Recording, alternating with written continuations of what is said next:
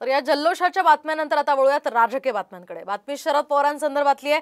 शरद पवार यांनी विधानसभा निवडणुकीवर मोठं भाष्य केलंय।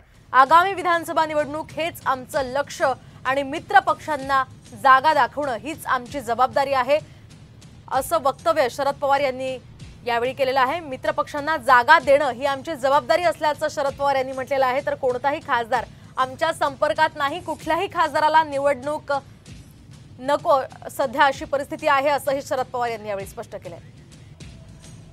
तर आमचं लक्ष एकच आहे, म्हणजे जसं अर्जुनाला सांगितलं होतं माणसांच्या डोळ्यामध्ये तुम्ही ध्यान ठेवा, तसं आज आमच्या सगळ्यांचं लक्ष उद्याची महाराष्ट्राची विधानसभेची निवडणूक आहे। उद्याच्या विधानसभेमध्ये या सहकाऱ्यांच्या हिताची जपणूक करण्याची नैतिक जबाबदारी आम्हा लोकांची आहे आणि त्यांच्या सह आम्ही पुढे जावं असा प्रयत्न केला जाईल।